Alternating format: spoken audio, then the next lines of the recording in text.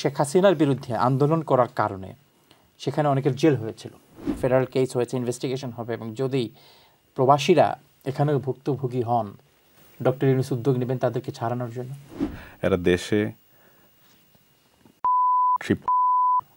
এরা তার সাথে সম্পৃক্ত ছিল, টাকা আছে, পয়সা আছে, দুর্নীতি করে টাকার পাহাড় গড়েছে এবং বিদেশে পাচার করেছে। তাদের কাছে ফুল শক্তিও আছে, ফোর্সও আছে।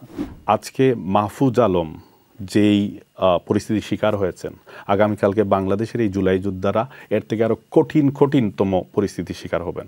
আজকে মাহফুজ আলমের উপর যারা হামলা করেছে এবং জুলাইয়ের আন্দোলনের সময় যে প্রবাসীরা বাংলাদেশকে ফ্যাসিজমের হাত থেকে রক্ষার জন্য প্রবাসী থেকেও দেশের স্বার্থের জন্য আন্দোলনে নেমেছিলেন, এদের মধ্যে পার্থক্য কিন্তু অনেক।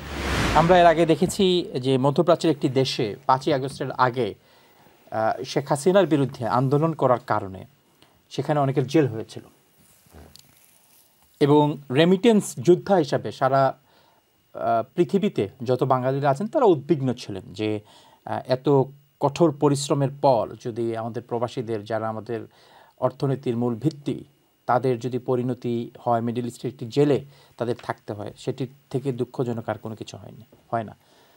ডক্টর ইউনূস আসার পরে যে কয়েকটি ভালো উদ্যোগ তিনি নিয়েছেন প্রবাসীদের জন্য, এটি তার মধ্যে একটি বড় হাইলাইটেড একটি উদ্যোগ ছিল। আপনার কাছে কি মনে হয় এই যে যদি জনাব মাসুম যেটি বলেছেন, এখানে ফেডারেল কেস হয়েছে, ইনভেস্টিগেশন হবে, এবং যদি প্রবাসীরা এখানেও ভুক্তভোগী হন, ডক্টর ইউনূস উদ্যোগ নেবেন তাদেরকে ছাড়ানোর জন্য? খুবই দুঃখজনক ঘটনা আমরা যেটা আজকে ইউএসএতে প্রত্যক্ষ করলাম। গতকালকে ঘটনাটা ঘটেছে ইউএসএ। এখানে আসলে বিষয়টা যে হুটহাট ঘটেছে এরকম কিছু না। আমরা জানি যে জুলাইয়ের অভ্যুত্থানের পরে বাংলাদেশে জুলাই অভ্যুত্থানের মাধ্যমে যে বিতাড়িত শক্তি, যাদেরকে বাংলাদেশের জনগণ বিতাড়িত করেছে দেশ থেকে, এরা বিশ্বের বিভিন্ন দেশে আশ্রয় নিয়েছে। এরা দেশে এরা তার সাথে সম্পৃক্ত ছিল। এই উশৃঙ্খলাকারীরা কিন্তু প্রত্যেকটা দেশেই আছে। সো তারা কিন্তু বসে নাই। আমার ভাই যেটা বললেন, ভাইয়ের কথার সাথে একমত। তাদের টাকা আছে, পয়সা আছে, দুর্নীতি করে টাকার পাহাড় গড়েছে এবং বিদেশে পাচার করেছে। তাদের কাছে ফুল শক্তিও আছে, ফোর্সও আছে। সো জুলাইয়ের যে শক্তি, জুলাইয়ের পর থেকে বলে আসতেছে যে আমাদের এই অভ্যুত্থানের সাথে যারা জড়িত, যারা শহীদ হয়েছে, তাদের এই আত্মত্যাগকে স্বীকৃতি দেয়া, যারা জুলাই যোদ্ধা, যারা জুলাইকে নেতৃত্ব দিয়েছে, এদের সিকিউরিটির ব্যবস্থা করা।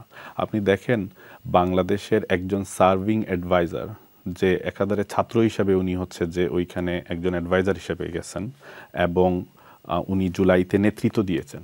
উনার আজকে বিদেশে একজন ডিপ্লোমেট হওয়া অবস্থায় উনার সাথে যে আচরণ করেছে, যারাই আওয়ামী লীগের সরাসরি সম্পৃক্ত, আমার মাসুম ভাই যেটা বললেন, আওয়ামী লীগের নেতৃত্বে যেটা হয়েছে, আমরা এই গত 1 বছর থেকে যেই বিষয়টা বলে আসতেছি যে জুলাইকে আপনি সুরক্ষা করতে হবে, জুলাইদেরকে রক্ষা করতে হবে, কারণ জুলাই হচ্ছে নতুন বাংলাদেশ।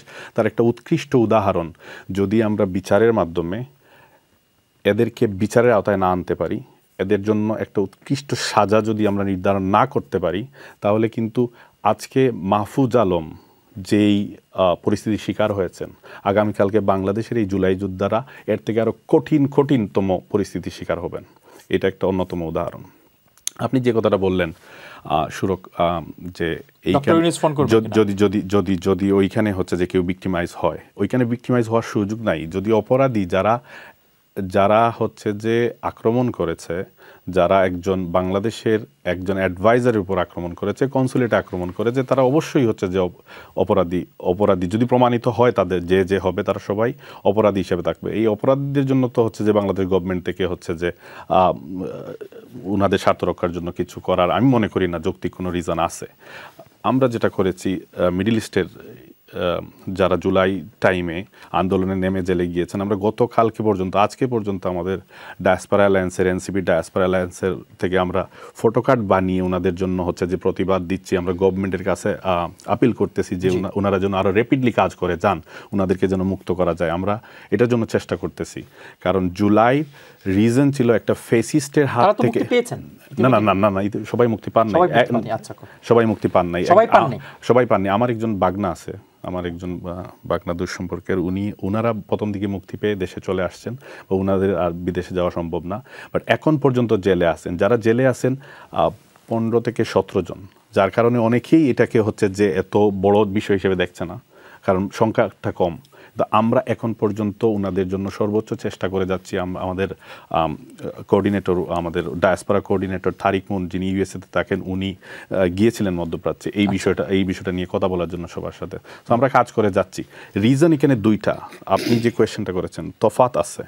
আজকে মাহফুজ আলমের উপর যারা হামলা করেছে এবং জুলাইয়ের আন্দোলনের সময় যে প্রবাসীরা বাংলাদেশকে ফেসিজমের হাত থেকে রক্ষার জন্য, প্রবাসী থেকেও দেশের স্বার্থের জন্য আন্দোলনে নেমেছিলেন, এদের মধ্যে পার্থক্য কিন্তু অনেক।